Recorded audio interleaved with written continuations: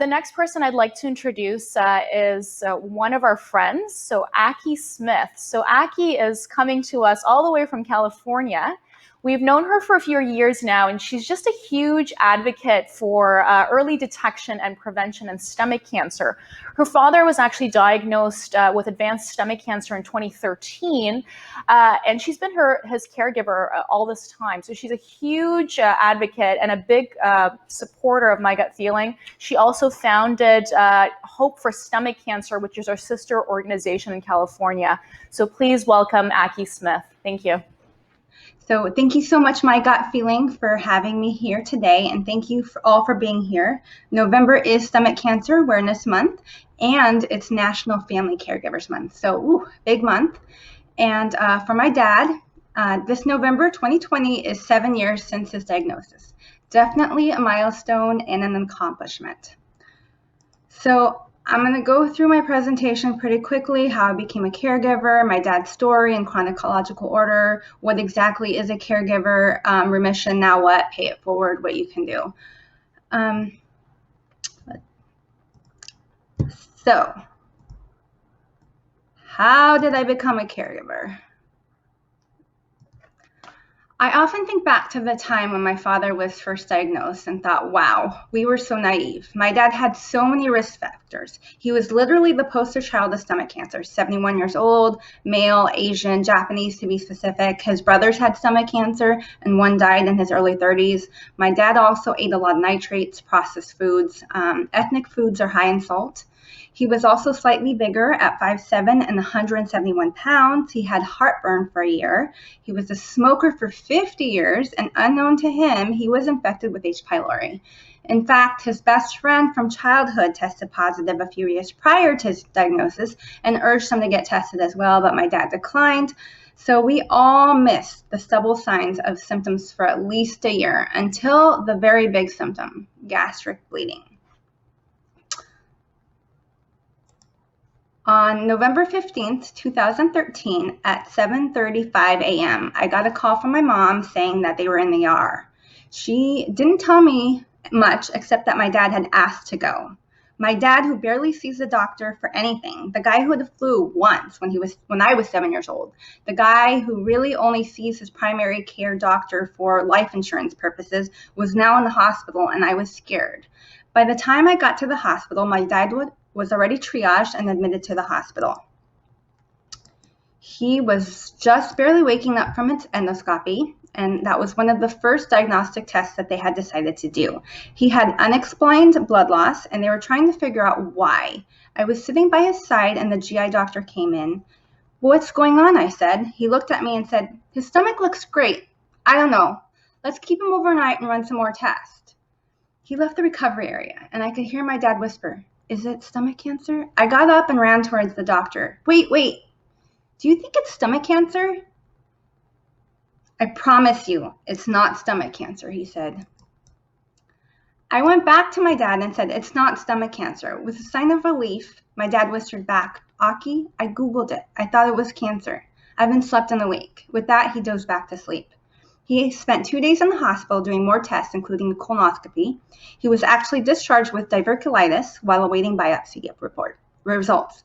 He was so relieved. We did a bunch of selfies while waiting for the paperwork. So that's the selfie right there.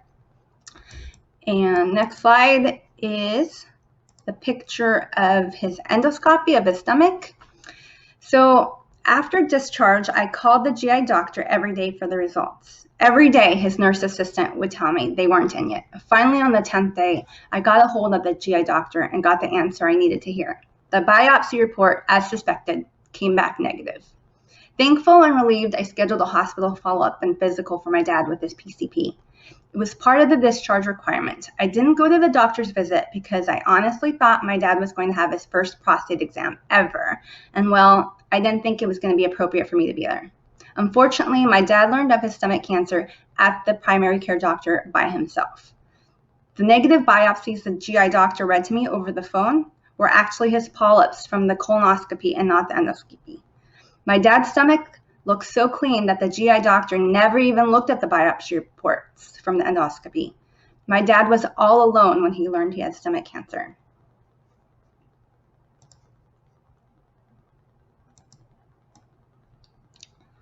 December and January were a blur. His initial consultation with the primary was a terrible one. He was told that his type of cancer doesn't have good survivorship and that he should begin to put his affairs in order. His GI doctor referred us to an oncologist and a surgeon. My dad's initial team weren't so sure whether surgery would put him on a curative path. His team didn't agree on anything except that he had stomach cancer. My father endured many tests those 2 months: colonoscopy, endoscopies with biopsies, an EUS, which is an ultrasound for lymph node involvement. He had many CT scans and even the PET scan, and they were all pretty much inconclusive, except we know the tumor was large, there were lymph nodes involvements, and possible multiple areas of cancer.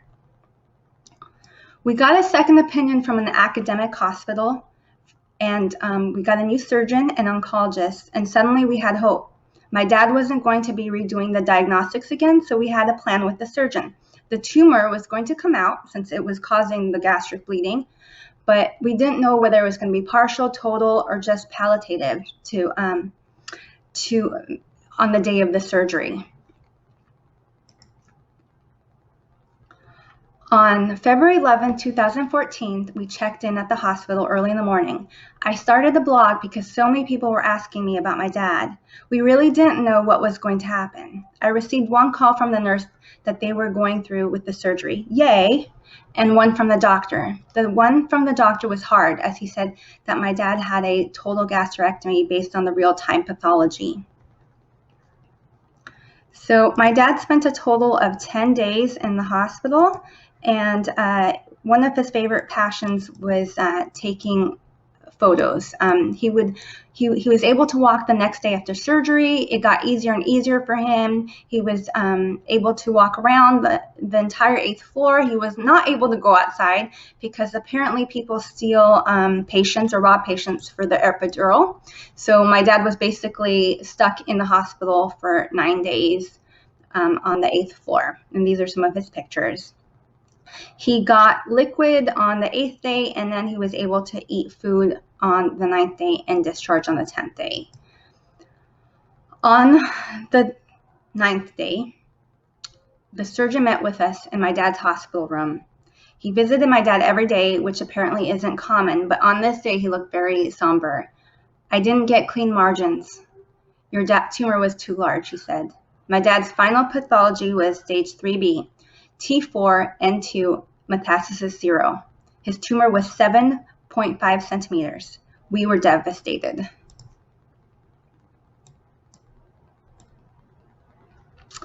Discharge. On the day after his discharge, my dad went hiking. He was 131 pounds and never felt better. He would eat and he felt really good. We even celebrated the 5 weeks before chemotherapy would start with the birthday party. And things were going really well after surgery. Now the power port was a different story. He needed the power port before he started chemo. So there was a little bit of insurance issues. On the day of his power port surgery, insurance called and said that they would not approve a power port, that they would only approve a port. And so he was denied, and then we had to fight with insurance. I had to take my dad back. He hadn't eaten for hours because he thought he was having surgery. And I had to spend the rest of my day on insurance, making sure that they would cover the power port. And took a couple days, but once he got the power port in, he was able to start chemotherapy the next day. My dad got 6 cycles of Folfox on the first day of chemotherapy. The nurse printed out all the information, and I was surprised that nowhere in the resources stomach cancer was not listed. It just said colon cancer and pancreatic cancer. So I was very confused why he got Folfox, but now I know that it is standard of care. After 6 cycles, my dad had a choice between radiation or more chemo. The tumor board were equally split on what to do. So my dad kind of had the final decision, and he decided that he couldn't do chemo anymore. So he chose to do the radiation, which was 25 times local radiation 5 days a week for 5 weeks. This is one that he regrets, and I will tell you why he regrets this in a minute. So that's the picture of him doing radiation. My dad was also HER2 positive, so he did a year of Herceptin. Typically, somebody who is stage 3B really only gets a few months of Herceptin while they're doing chemo. This was something I did have to fight with insurance and the oncologist. He was considered in uncharted territory, and I begged for 2 years, but in the end, he just got 1 year. Now, when my dad finished radiation, he was able to ring the bell.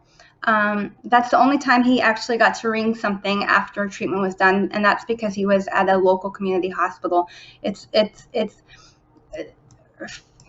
like I said, my dad's Herceptin treatment was done a year after he started oncology treatment, and that was his last oncology treatment. It was a very sad day for me. It felt like a bad joke. It was on April 1st, 2015. There was no big party of celebration. His last day of treatment was very sad. The oncologist told us that his chances of reoccurrence was extremely high, and 86%, and it just didn't feel like a day of celebrating.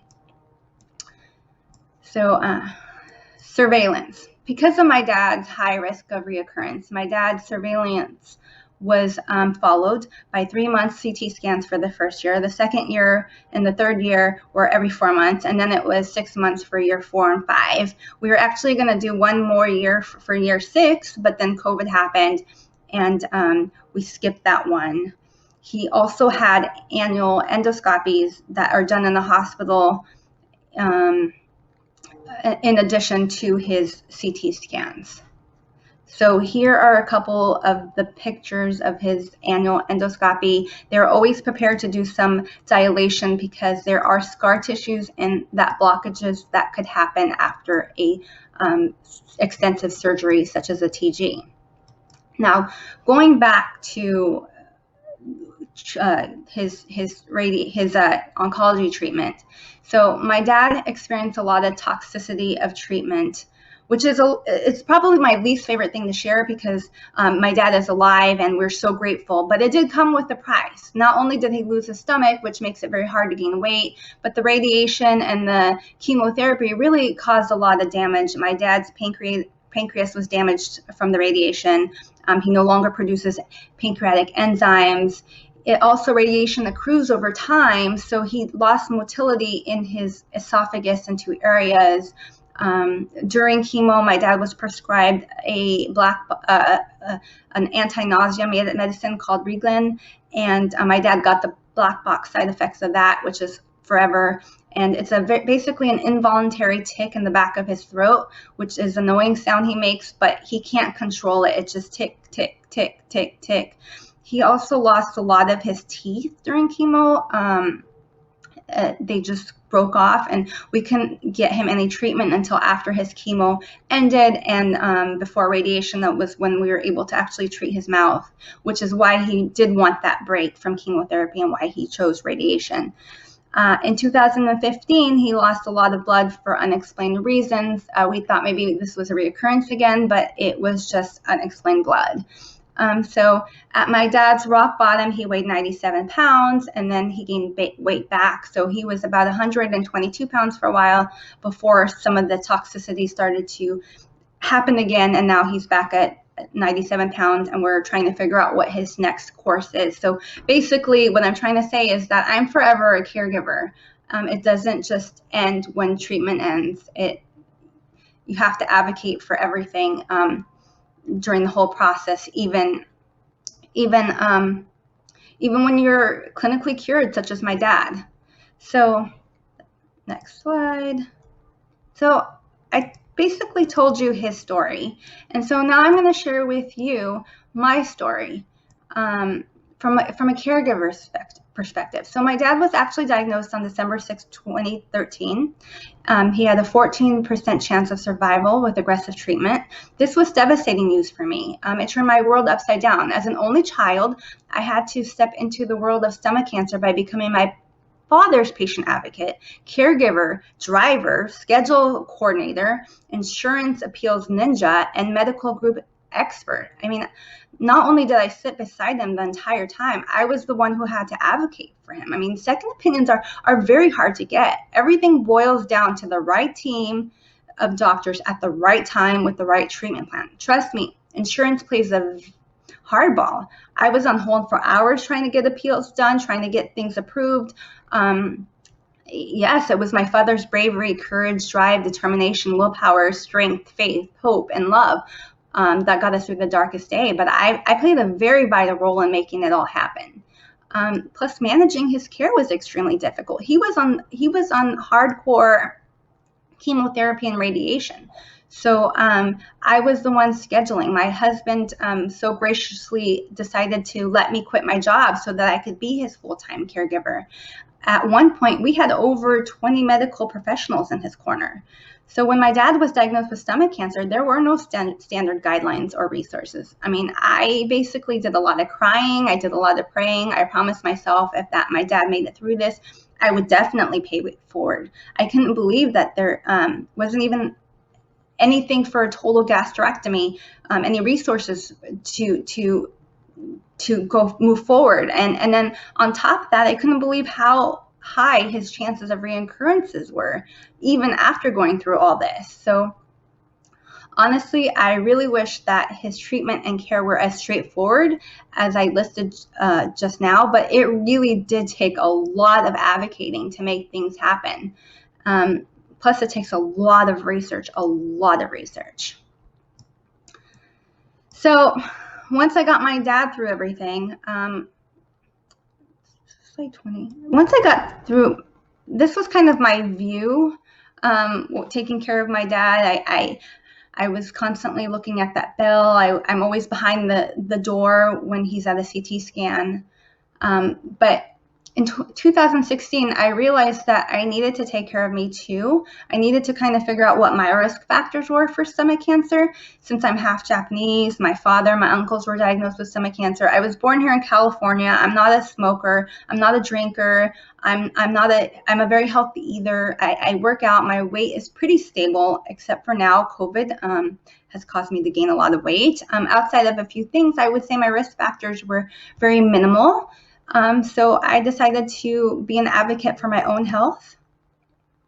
And I eventually, one of my board members for Hope for Stomach Cancer, Randy Hillard, said, Aki, you really should get an H. pylori test. And I asked him what for, and he said, you should just do it since you have that history. And turns out I did test positive for H. pylori. And I had to go on antibiotics. It was a very tough course for 10 days, but it's definitely better than stomach cancer. So even though I was miserable for those 10 days, I was not as miserable as my father dealing with stomach cancer. So I retested 6 weeks later, and I tested negative.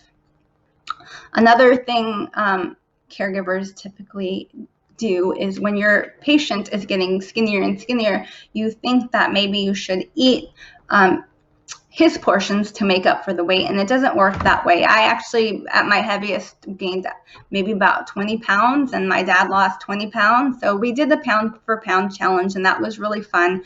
I told my dad if he could gain a pound, I will lose a pound, and it worked for a few months. And that was kind of when my dad was at his ideal weight as 122 pounds, and I was at my ideal weight as 110 pounds. So like I said, I really wanted to give back because of my dad's good fortune. And so I gave birth to Hope for Stomach Cancer, which is a nonprofit.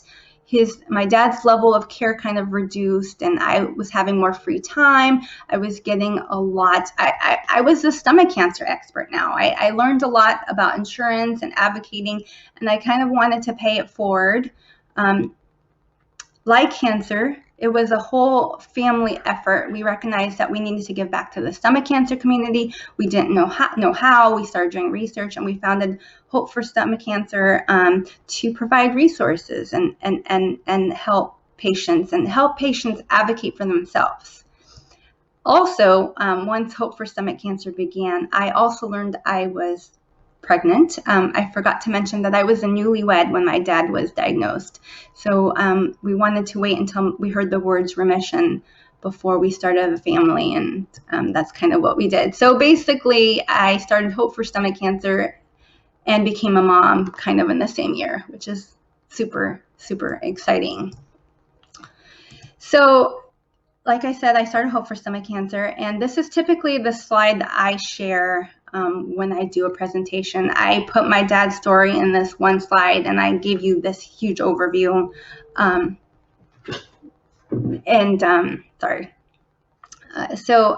Sorry, I looked at the clock, so I'm going to move a little faster.